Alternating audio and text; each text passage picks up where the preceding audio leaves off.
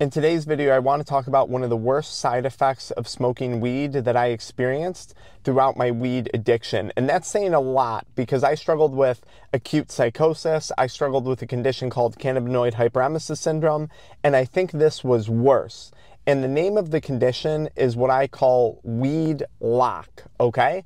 And this isn't couch lock. That's something different. You might have heard of couch lock, which is where you smoke like a really strong indica, and then you just kind of lock into your couch. You melt into your couch watching Netflix or TV. Maybe you're eating a little bit of junk food and you just physically can't get off the couch because you're so violently stoned. That's couch lock. Weed lock is a version of that, but it applies to like every aspect of your life. Okay. Now, if you're new to the channel, my name's Dr. Frank. I've literally struggled with cannabis, nicotine, stimulant, adult media content, and binge drinking disorders for several years of my life. I quit, I started a big company, and now we've helped thousands of other people quit substances. If you want to learn more about our free and paid program resources, be sure to check out the links in the pinned comment and video description at the end of today's video. Now let's talk about weed lock. So here I was consuming cannabis regularly, and at this point I'm talking to someone who is addicted to it, okay? Not like a social user who's having fun. And what was happening was I found that I wound up in a position in life where I was working a job that I wasn't thrilled about. I was actually working 3 different jobs at the time. I was in and out of relationships that were very unhealthy, that were not going well for me, okay?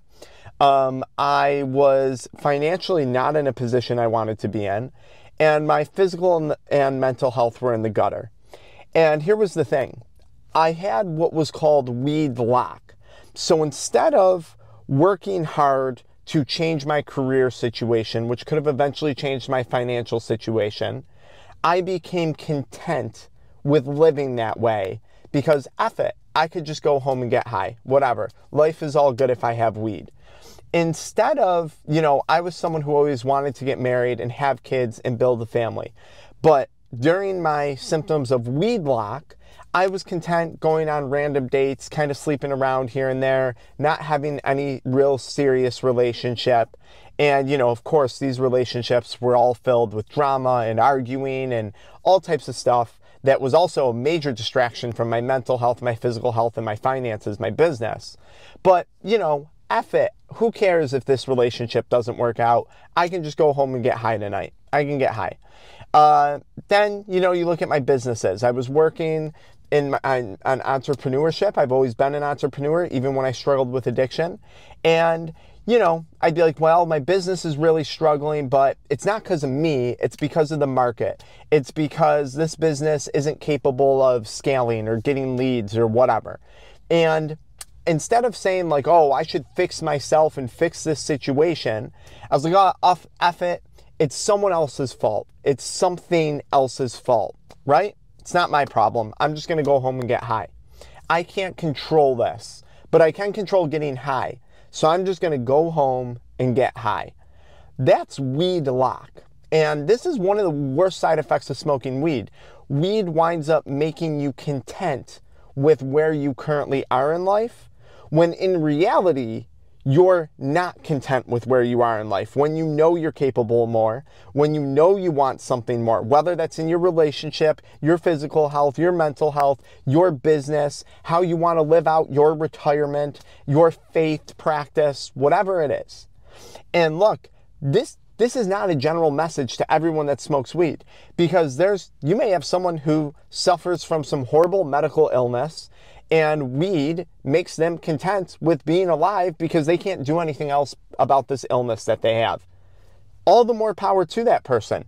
Maybe you smoke weed and you really love where you're at in life. Like, this is the best life. This is the best life you could have imagined.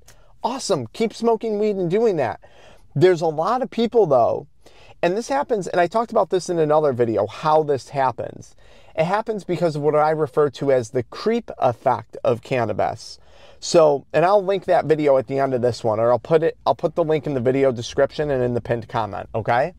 The creep effect of using cannabis is where I experience this. You start using it in high school, it's fun. You use it in college, and maybe it helps. It's helping with the stress. It's a social thing. You know, maybe it is a decent coping mechanism in college, you know, for dealing with school stress and exams and all that.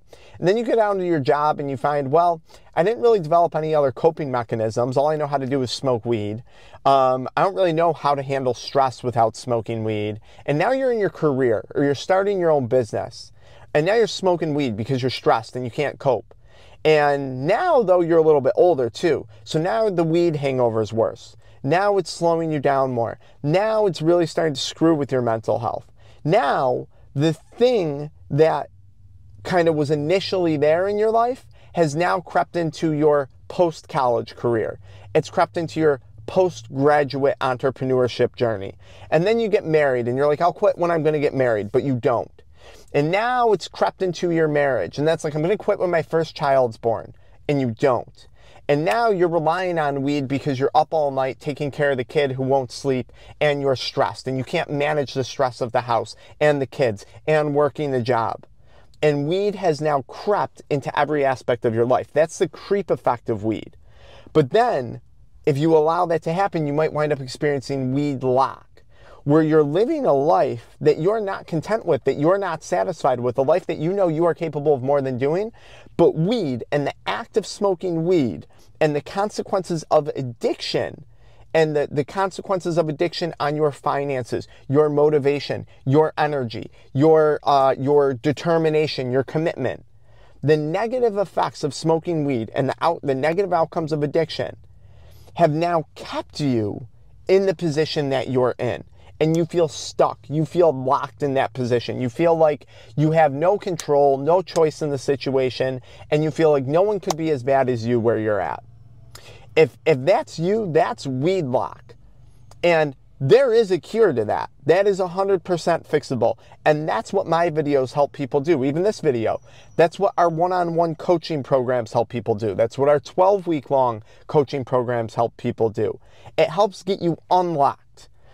I understand what it feels like, right? I get it. I've been there. I used to smoke every day, only in the evenings because of my career, but only in the evenings, but every day.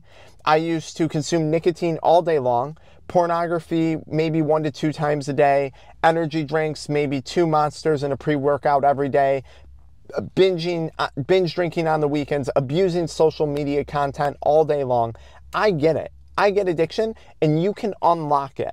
You just have to start to realize that you're capable of it, and you have to start to see this cycle for what it is. It's hard to know if you're suffering from weed lock if you don't even know it exists, right? You might still be under the impression that weed is the very thing that's helping you. And I would argue weed is the thing that's keeping you content in a situation that's very uncomfortable and that you're not actually content in. And that is a very bad side effect, maybe one of the worst side effects, because not growing, or at least trying to grow to our potential, not trying to fill whatever that purpose is that we seek in life, whether it's work-related, family-related, faith-related, whatever, that's a killer side effect, because you can never get that time back. So look, if you need help, we got a free ebook on quitting weed. I have an abbreviated free 7-step guide. We have supplements, chewing gum supplements with ashwagandha and N-acetylcysteine to help reduce stress and reduce cravings, to help you get through with the withdrawals. We have a one-on-one coaching session, a one-time session where we talk about all this stuff. And then we have a 12-week-long program where you get tech support, community support, 1 call a week for 12 weeks. You can learn about all those programs below, free and paid, in the links in the pinned comment in the video description. If you don't care to look at that, follow me into the video where I talk about the creep effect of cannabis, especially if you're someone right now who's like in your 20s, 30s. You're going to want to watch this.